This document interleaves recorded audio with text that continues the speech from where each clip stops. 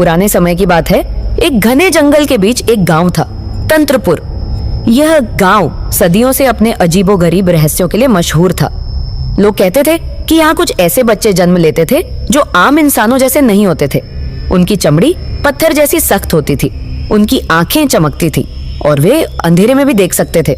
गांव वाले उन्हें जादू की औलाद कहते थे। गांव के सबसे बुजुर्ग व्यक्ति बाबा तांत्रिक ने कई बार चेतावनी दी थी कि इन बच्चों की उत्पत्ति सामान्य नहीं थी। वे कहते थे कि यह शैतानी आत्माओं और काले जादू के मेल से पैदा हुए प्राणी थे, लेकिन कोई उनकी बात पर विश्वास नहीं करता था, कम से कम जब तक भयानक घटनाएं शुरू नहीं हुई। एक दिन गांव की सबसे सुशील लड़की सुमित्रा अचानक लापता हो गई। गांव वालों ने उसे हर जगह खोजा, लेकिन उसका कोई निशान नहीं मिला। फिर एक रात गांव के मुख्य चौक पर एक पत्थर की मूर्ति प्रकट हुई। उसका चेहरा हूबहू सुमित्रा जैसा था। यह देख पूरा गांव सहम गया। बाबा तांत्रिक ने घोषणा की, यह काली शक्तियों का काम है। सुमित्रा अब जीवित नहीं है। यह पत्थर की संतानें अपनी असली शक्ल में आ रही हैं।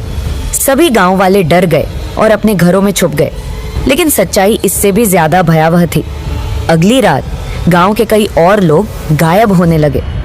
हर सुबह गांव के चौक पर एक नई पत्थर की मूर्ति दिखाई देने लगी। धीरे धीरे पूरा गांव खाली होता गया। सिर्फ बाबा तांत्रिक बचे थे, जिन्होंने एक आखिरी बार उस जादुई घर में जाने की हिम्मत की जहां इन रहस्यमयी बच्चों को जन्म दिया जाता था। जब उन्होंने अंदर कदम रखा तो वहां कोई नहीं था, सिवाय उन मूर्तियों के जो एक अजीब तरह की रोशनी में चमक रही थी। तभी एक धीमी खौफनाक आवाज आई, अब तुम्हारी बारी है बाबा। उस रात के बाद बाबा तांत्रिक भी कभी नहीं लौटे। गांव वीरान हो गया और लोगों ने उसे श्रापित भूमि घोषित कर दिया। जो भी उस गांव में जाता वह पत्थर में बदल जाता। आज भी रात के अंधेरे में उस उजड़े गांव से फुसफुसाहटें सुनाई देती हैं।